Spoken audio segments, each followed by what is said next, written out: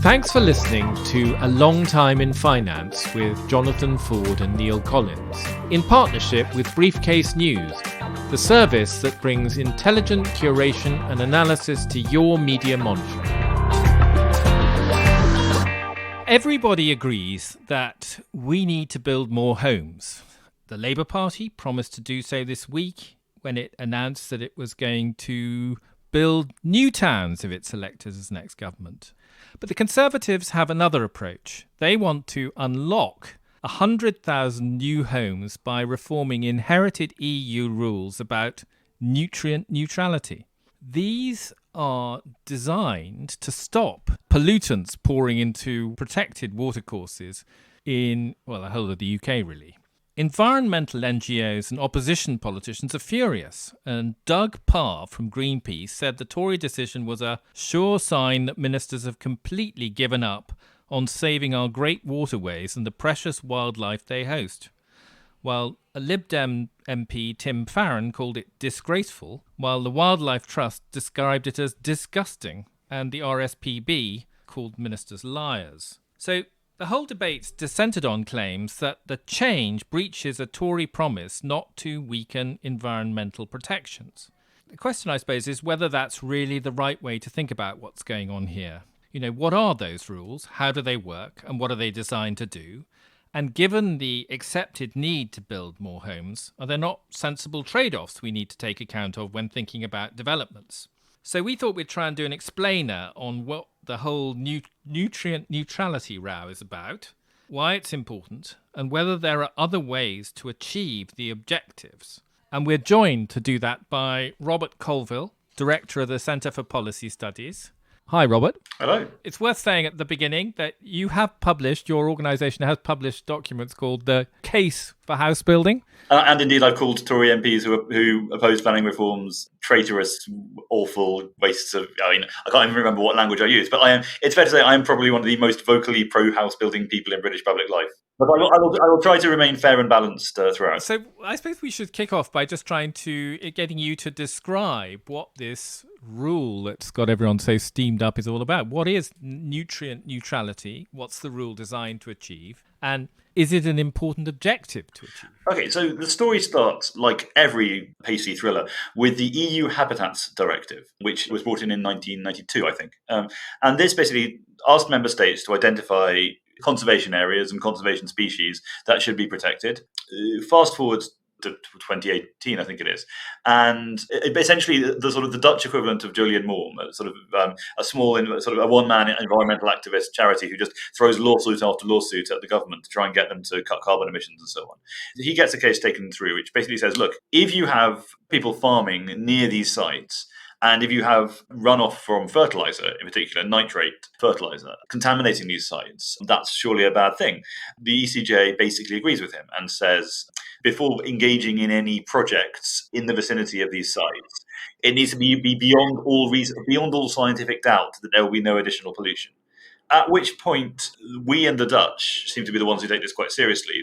The Dutch belong to this extraordinary story where they basically decide they need to shut down half of their farming industry, which has one of the biggest farming industries in Europe, is quite hard to do, which leads to tractors blockading motorways, which leads to the formation of a new political party, which is now ahead in the polls. So, it's the equivalent of Jeremy Clarkson and Clarkson's farm suddenly sort of getting into Downing Street. Here we don't go for that route. But what does happen is that Natural England, whose responsibility it is to protect these sites, writes to councils near quite a lot of them and says, look, there are these rules, and in order to ensure that these rules are kept, we're going to have to do something different on house building.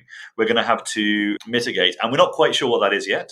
But so for the time being, basically, let's just pause all this house building stuff until we can get a handle on this situation. So Natural England advised the councils to basically stop permitting any new housing at all in these areas? It's not quite phrased that way, but the effect is the Home Builders Federation estimates from their members that it is something like 145,000 houses that have already got approval and been through the planning process are suddenly caught up in this, that essentially they can't be delivered. And this situation just sort of has been going on for the last 3 or 4 years. They've been trying to come up with various mitigation strategies. The argument that the house builders would make, and I would make because I am a house building fanatic, is that what's happened since that ruling is that the neutrality principle has been taken more widely. The actual original judgment was about fertilizer and nitrates. But then they say, well, this should also apply to phosphates. This should also apply to recreation impacts, the idea that the impact that people make on these sites by walking through them. This should apply to the water table. So basically, any kind of impact is increasingly it gets caught within this. But in terms of house building, the key thing, it's not the idea of something about building houses or the process of building houses. It's not even the idea which you and I might think of like the effect on the water table that water flows through the concrete more readily and stuff. It's about phosphates, which is basically just poo from the loo. And the argument is that the more people there are near these sites, the more new houses you build, the more phosphate emissions there will be. I see. And when we talk about net, what does that mean? Does that mean zero, or does that mean no increase on some baseline? Well, technically it means no increase on some baseline. So there is a system that has kind of evolved over time to deal with this, which is the SANG system. So this is all filled with acronyms and stuff. But essentially, in previous sort of attempts to balance the environmental impact of house building and the impact on the environment, what they said was, okay, you can build the houses, but in return, you need to set aside a given area as part of that project for biodiversity, say. There are these rules about every housing project over a certain size has to result in a 10% increase in biodiversity. So basically, as part of the house building process, builders are forking out for environmental goods. The argument on phosphates is A, mitigation is a lot harder to do. B, this mostly sits with, this is actually mostly a sewage treatment issue. C, most of the people who are going to live in these houses are already living in the area. I mean, if you look at who buys houses in an area, it's generally people who already live there.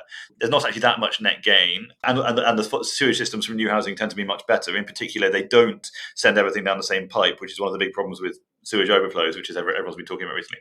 But the most important thing is essentially that the volumes are very, very much smaller than with agriculture. Fertilizer runoff is a huge issue when it comes to water quality. Phosphate, not so much. Can I just summarise? No, I'll go away. Neil's starting to sigh in a very ominous way. Well, no, I mean, but anyway, I just want tea, actually. Okay, yep, off you go. Essentially, then, what we have is a situation where the rules are designed to stop pollutants going into rivers. The issue here is that they've been interpreted in a way that has suddenly fallen on house builders to justify that their, as you say, relatively small addition to the pollutants going into the river system is not increased. But I think it's fair to say this only affects certain parts of the country. And the counter-argument from the environmental people would be that the sites in question are the most vulnerable. They are the ones where the rivers are already at breaking point. And even if it's a relatively small additional factor, this could be the straw that breaks the camel's back. So in terms of these 145,000 houses, is there any sense, because that's just a big number, obviously, is there any sense in terms of, if you look at the annual construction, what proportion of housing is potentially affected, i.e. house building is potentially affected by this? Because it's not all councils in England who have these protected areas. The estimate is it's 74 councils, so it's a decent chunk. And if you consider that we build probably maybe 200,000 a year, roughly, given what's happening to the economy now, it could be a bit lower, it could be a bit higher. But nationwide, we've been sort of targeting 300, but not quite getting there. Yeah. So this is a sizable proportion. So I'm going to bring in Neil, who's got a base. I'm sorry, I've drifted off. Well, let's understand. Can I ask a silly question, which is, if the problem is sewage, why is this not the responsibility of the water companies? This is what the government is saying. The government's solution, which has caused all manner of eruptions, is effectively to exempt the new housing from the habitat regulations, from the rules. To tell councils, you should assume that these new properties are not going to increase pollution, brackets, even though we all know they are. And they're doing that for two reasons. First is that they are saying, we will definitely spend money to mitigate the impacts of these new houses which will match or exceed the amount that you would have collected from them as a levy on the actual site, negotiated project by project. But also there is going to be a legal duty on the water companies to do much more to strip out phosphates. It's not going to get the whole thing at the treatment stage by 2030. And obviously if you build houses, they're going to be there. The vast majority of their life will be after 2030. So what the government is basically saying is like, dear councils, please trust that this problem will be fixed in another way so you don't have to worry about housing. And this actually maps onto something they're doing in California, where they're saying, can we please just stop assuming that people are pollutants? Because we do need new housing. Yes, whenever a government says trust us, makes me extremely nervous, and we can be sure the opposite will happen. But I don't understand why the government can't just put this obligation onto the water companies, because they are the ones that are going to be dealing with this effluent. They are the ones with the expertise to do it. And they should surely be the ones where the responsibility for dealing with it has got to lie. By the way, they, of course, do benefit from every new house that's built. So why isn't it put on them saying, you can go ahead with your development, but you, the water companies, have got to upgrade your facilities, or whatever it is, to ensure that mitigation is sufficient? There are two parts to this, I think. One is the sewage plants, which is the point Neil is making, that these need investment. There's also the question of agricultural runoff. I don't know the extent to which the problem that these rules are designed to address, what proportion comes from agricultural runoff. Maybe you can enlighten us on that. But to what extent can the water companies deal with that problem as opposed to the problem of not having invested sufficiently in dealing with human effluent? The water companies are obviously not the most popular people in the world, although one of the reasons we know that we have a problem with sewage going into rivers is because we, like other countries mostly haven't bothered doing testing for it. Sure. Agricultural runoff is the big problem. You may argue that the evil water companies haven't invested enough, but broadly speaking, the quality of the stuff that they are, their treatment plants, the quality of that stuff, it has got better over the decades. But agriculture is the main contributor now. So to what extent do the government's new approach take account of the agricultural runoff issue as opposed to investing in new sewage plants? It does have an element of that. So there is, I think, in total, 280 million has been promised for the sort of house building impact and mitigation. But there is also, I think, 400 million promised. Yeah. I think this is over 10 years. It's not quite as big as it sounds, but for slurry and sort of trying to trap the runoff before it gets into the rivers. And there's a small amount as well for sort of experimenting with novel kinds of fertilizer, which might not have so much impact. But I mean, the thing I find really fascinating about this is that fertilizer is like utterly essential to human life. There's a wonderful chart on our world's data, which has shows the carrying capacity of the planet without fertilizer, and it's about half the current global population. Like 1 in every 2 people around us owes their existence to fertilizer, and yet in these advanced Western countries, it has now become the baddie. In Holland, one of the many points of controversy is the government is literally paying farmers to stop farming. It's buying the farms off them and either shutting them down or turning them into organic farms. And I think some of the same stuff has happened here, which then gets into the whole debate about food security. I'm sorry to be a bit dim, but I don't really see what this has got to do with house building. Because the rules are about nutrient neutrality. House building is a collateral damage on that. But if the house building, the extra sewage is dealt with by investment from the water companies who've been told to do it, then what's it got to do with farming? There's essentially a philosophical clash here between people saying, look, house building is a relatively small proportion of the contribution to this problem. It's also a massive social and economic good.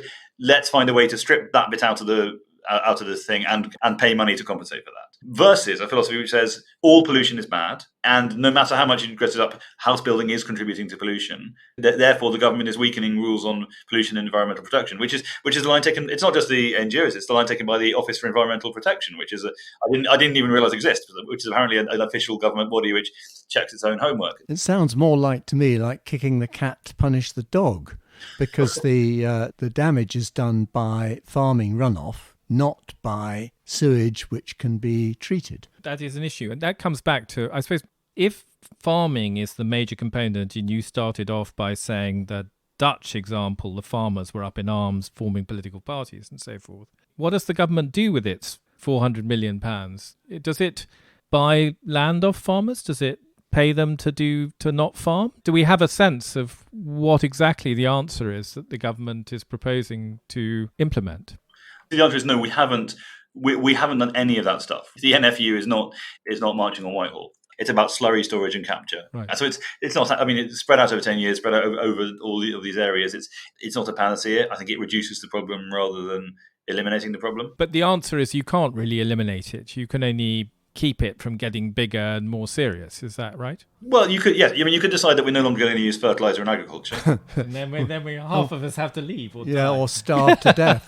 Yeah, quite. One of the critics, if you like, of the government is Matthew Paris, who in his column in The Times suggested that there was a private sector solution to this, which was for house builders who wanted to build in these protected areas, essentially to pay the farmers directly as opposed to route it through the government. And I suppose the argument there is, yes, it would raise house prices in those areas, but if you wanted to live in a nice area with a protected habitat nearby, you would have to effectively indirectly pay for the privilege by paying the farmers to stop pouring slurry into the rivers. And his criticism is the government, by stepping in, has removed that private sector solution from the table. What do you make of his arguments? Yes, I mean, this comes back to Natural England's original approach, which was a sort of scheme-by-scheme mitigation system, which would be sort of layered on top of the existing house building mechanisms. I don't think that was working very well. House builders didn't seem reconciled to it. These houses weren't being built, so obviously something was going wrong.